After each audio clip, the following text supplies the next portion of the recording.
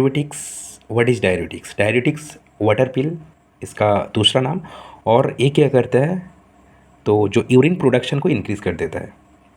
तो उसका मैकेनिज्म अलग है, हम लोग क्लासिफिकेशन समझेंगे, थोड़ा सा मैकेनिज्म समझेंगे, ठीक है। तो थोड़ा पिक्चर में ध्यान देते हैं। पहला है एक ग्लोमेरुलस, पीसीटी मतलब प्रॉक्सिमल कन्वोल्यूटिव ट्यूब, डीएलएच ये होता है डिसेंडिंग लूप ऑफ हेनले, ये होता है ascending loop of Henle, this is DCT, और ये होता है कलेक्टिंग डक्ट।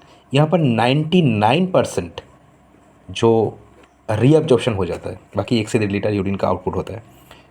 डायरेटिक्स का यूज़ होता है जब ब्लड प्रेशर, किडनी प्रॉब्लम में होता है, एडिमा में होता है, यूज़ होता है। तो हम लोगों का टारगेट क्या है, कहाँ पे वो यूरिन आउटपुट को इंक्रीज़ करेंगे। तो इंक्रीज़ करने के लिए क्या करना पड़ेगा, तो यहाँ पर जो रीअब्जॉर्प्शन कहाँ होता है, यहाँ पे रीअब्जॉर्प्शन होता है, यहाँ पे रीअब्जॉर्प्शन होता है, यहाँ पे रीअब्जॉर्प्शन होता है, हर एक जगह में रीअब्जॉर्प्शन होता है। तो रीअब्जॉर्प्शन को ब्लॉक करना है। अगर रीअब्जॉर्प्शन ब्लॉक होगा तो यूरिन आउटपुट बढ़ेगा। तो ये होता है साइट 1 पीसीटी को, साइट 2, साइट 3 और साइट 4, हर एक जगह में रीअब्जॉर्प्शन होता है। इसका जो टारगेट होता है हम लोग वही टारगेट पे काम करेंगे।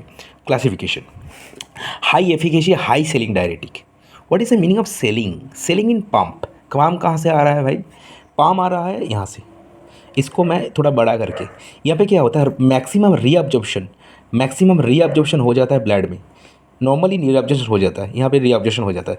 ये जो होता है इसको मैं थोड़ा साइड 2 का थोड़ा बनाया है। तो क्या होता है, reabsorption sodium, potassium, chloride, water सभी का रीअब्जॉर्प्शन हो जाता है।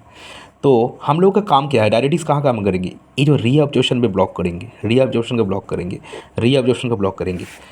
High efficacy mean high selling diuretic, selling mean pump, sodium, potassium, chloride pump, ठीक है।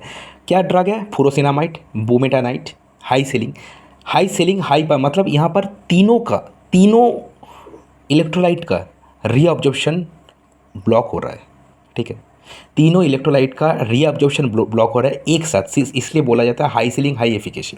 मीडियम सेलिंग क्योंकि यहाँ पे दोनों का ब्लॉक हो रहा है, सोडियम पोटेशियम। अगर ये इंसान विकेट कीपिंग भी कर रहा है, ये बॉलिंग भी कर रहा है और उसके साथ बैटिंग भी कर रहा है, और यहाँ पे सिर्फ बॉलिंग और बैटिंग कर रहा है, मतलब सोडियम पोटेशियम का रीअब्जॉर्प्शन ये ब्लॉक कर रहा है। क्या है, एसीएल थायराइड, बेंजोथायराइड, क्लोरथैलिडोन और indapamide. This is a very important drug for exam, indapamide. और यहाँ पर होता है क्विक एडजुवेंट डायरेटिक।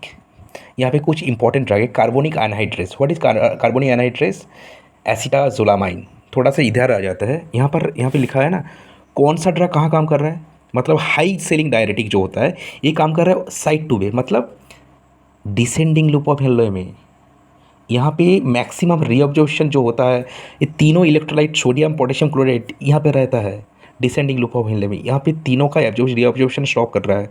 तो यहाँ पे हो रहा है साइट 2 में काम कर रहा है फुरोसिनामाइड, ठीक है। साइट 3 में काम कर रहा है मीडियम, ठीक है। और यहाँ पे क्या हो रहा है, सिर्फ और सिर्फ इंडिविजुअल सोडियम का होगा, या तो फिर पोटेशियम का होगा, या तो फिर क्लोराइड का होगा।